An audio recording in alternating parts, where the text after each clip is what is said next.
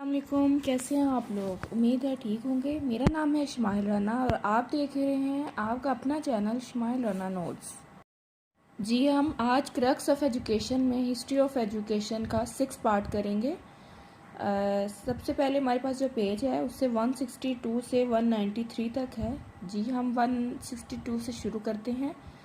162 पे है Maria Montessori was awarded the degree of medicine. Maria Montessori जो थी उन्हें डिग्री दी गई एज अवार्ड के तौर पर मेडिसिन की। 163 पे who was founding father of functional psychology. Founding father कौन है फंक्शनल साइकोलॉजी के? जॉन डेवी हैं। John Dewey was American educationist. अब जॉन डेवी जो है ये बहुत फेमस है। लर्निंग बाय डूइंग, प्रैग्मेटिज्म का कॉन्सेप्ट इन्होंने दिया था और बहुत सारे लोग जो थे वो इनसे इंस्पायर्ड थे कि लर्निंग बाय डूइंग होनी चाहिए, बच्चा खुद करके सीखे। तो ये कहाँ से थे? ये अमेरिकन एजुकेशनिस्ट थे। 165 है Dewey is said to have taken from Herbert theory of interest. Dewey की जो थ्योरी ऑफ इंटरेस्ट थी उन्होंने हर्बर्ट से ली थी। मतलब जो हर्बर्ट का व्यू ऑफ पॉइंट्स था उससे उन्होंने अपनी थ्योरी ऑफ इंटरेस्ट को डेवलप किया था। 166 पे है pragmatic philosophy was developed by Dewey. Pragmatism की जब भी बात होगी तो ऑब्वियसली आपके माइंड में जॉन डेवी का नाम ही आएगा। हम फिलॉसफी में भी आपको बता चुके हैं। 167 John Dewey established laboratory schools in Chicago university. उन्होंने लेबॉर्ट्री स्कूल्स, ये भी मैंने आपको बताया कि जॉन डेवी ने लेबॉर्ट्री स्कूल्स बनाए हैं और वो चिकागो यूनिवर्सिटी में बनाया है। John Dewey established laboratory school इन 1896। 1896 में चिकागो यूनिवर्सिटी में जॉन डेवी ने लेबॉर्ट्री स्कूल बनाया। 169 पे है John Dewey introduce the method for student project method. John Dewey ने कौन सा मेथड जो था वो इंट्रोड्यूस करवाया था? Project method.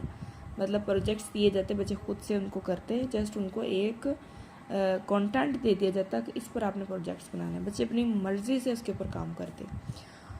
170 who promoted democracy in education. किसने एजुकेशन में डेमोक्रेसी को कि हर बच्चा अपनी ज़ातियात के मुताबिक काम करे, वो जॉन डेवी ने किया था।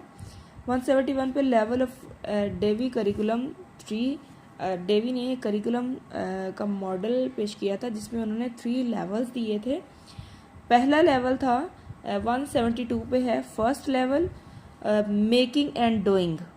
मतलब सबसे पहले बच्चों को सिखाया जाता था, बनाना सिखाया जाता और करना सिखाया जाता था। सेकंड लेवल में उसी करिकुलम के स्पेस एंड टाइम मैनेजमेंट। बाद में बच्चों को स्पेस आज़ादी दे दी जाती थी थोड़ी सी कि वो खुद से करें और टाइम को मैनेज करना सीखें। मतलब थर्ड लेवल पे 174 पे थर्ड लेवल है, उसमें Dewey was regarding science subjects. उसके बाद पहले वो करना सिखाता, बताता, फिर उनको टाइम देता, टाइम मैनेजमेंट सिखाता और फिर सब्जेक्ट्स जो कंटेंट होता था उसके ऊपर लेके आता था। फिर बच्चे अपनी मर्जी से लर्निंग बाय डूइंग करते थे। उसके बाद 175 पर learning by doing method were presented by Dewey. Learning by doing किसने प्रेजेंट किया? डेवी ने। 176 पे who wrote book reconstruction in philosophy. Reconstruction भी जहाँ वर्ड आएगा वहाँ पर भी डेवी ने ही काम किया है। जी, नेक्स्ट पेज पे हमारे पास है 177 Dalton plan was introduced by Helen Parkhurst. Helen Parkhurst जो हैं वो एक लेडी का नाम है जिन्होंने डाल्टन प्लान जो था वो इंट्रोड्यूस करवाया था और इन्होंने ये डाल्टन प्लान जो था ये डेवी की प्रैग्मेटिज्म जो फिलॉसफी थी उससे इंस्पायर्ड होकर ये इन्होंने स्कूल एक बनाया था और वहाँ पर डाल्टन प्लान दिया था। 178 पे है other name of Dalton plan children university. Dalton plan का सेकंड नेम जो था वो कौन सा था? चिल्ड्रन यूनिवर्सिटी था। 179 पे है Dalton plan school was established in New York in 1919। New York में 1919 में ये डाल्टन प्लान स्कूल बनाया गया। 180 पे है classroom of Dalton plan was called laboratories. उनको जो क्लासरूम थे उनको क्लासरूम नहीं कहा जाता था बल्कि उनको लेबॉर्ट्रीज कहा जाता था। 181 student progress in Dalton plan was shown by graph and diagraphs. बच्चे जो स्टूडेंट्स जो थे वो अपनी प्रोग्रेस को मार्क्स के थ्रू नहीं शो करते थे बल्कि वो उनको शो करने के लिए उनको उनकी परफॉर्मेंस को शो करने के लिए ग्राफ या डायाग्राफ बनाए जाते थे कि कौन सा बच्चा ऊपर है और कौन सा नीचे है, उससे डायाग्राफ की मदद से बताया जाता था। 182 in Dalton plan who outlined weekly assignment. Dalton plan में कौन था जो वीकली असाइनमेंट देता था? ऑब्वियसली वहाँ के टीचर्स जो थे। 183 पे Dalton plan conference during to exchange idea. Dalton plan में एक पीरियड जो होता था वो कॉन्फ्रेंस का होता था जिसका ड्यूरेशन होता था 25 से 45 मिनट और उसमें स्टूडेंट्स आपस में और टीचर्स के साथ आइडियाज़ शेयर करते थे। 184 पे है parts of Dalton plan were. Dalton plan के 3 पार्ट्स थे। हाउस, घर में काम करना, असाइनमेंट्स, डिफरेंट असाइनमेंट्स बच्चों को दे दी जाती थी एक पॉइंट देकर, और लैब। मतलब सबसे पहले लैब में स्कूल में, क्योंकि इन्हीं की स्कूल क्लासरूम को लैब्स कहा जाता था, मतलब लेबॉर्ट्रीज कहा जाता था, तो वहाँ पर काम करवाते। उसके बाद असाइनमेंट्स साइन की जाती थी वीकली बेसिस पे, उसके बाद घर से काम करने के लिए दिया जाता था। 185 पे Helen Parkhurst was an American educationist. Helen Parkhurst तो थी वो एक अमेरिकन एजुकेशनिस्ट थी जी। उसके बाद है 186 फादर ऑफ अमेरिकन एजुकेशन। ये हैं जो अमेरिकन एजुकेशन के फादर कौन है, सबसे बड़े फाउंडर कौन है जिसने इसको अमेरिकन एजुकेशन को स्टार्ट किया, वो हैं हॉरेस मैन। उसके बाद है 187 पर common schools of Horace were for the student learning. उन्होंने हॉरेस मैन जो थे उन्होंने 2 टाइप्स के स्कूल्स बनाए थे, एक कॉमन स्कूल से एक नॉर्मल स्कूल्स थे। जो कॉमन स्कूल्स का जिनको नाम दिया गया वो स्टूडेंट्स की लर्निंग के लिए थे, और 188 पर जो नॉर्मल स्कूल्स हैं वो किसके लिए थे? वो टीचर्स की ट्रेनिंग के लिए थे। यहाँ पर टीचर्स को ग्रेजुएशन तक तालीम दी जाती थी। 189 पर who wrote book on the art of teaching. ये बुक किसने लिखी है? ये हॉरेस मैन ने लिखी है। 190 पे philosophy of naturalism in education were presented by Rousseau. जहाँ भी नेचुरलिज्म एजुकेशन में फिलॉसफी पूछी जाएगी वहाँ पर रूसियो का नाम आएगा। 191 पे Rousseau preferred in education sense of discrimination and physical activities. Rousseau ने ये प्रेफर्ड किया एजुकेशन में कि डिस्क्रिमिनेशन होता है, कि फ़र्क होता है हर एक के बंदे का दूसरे के साथ।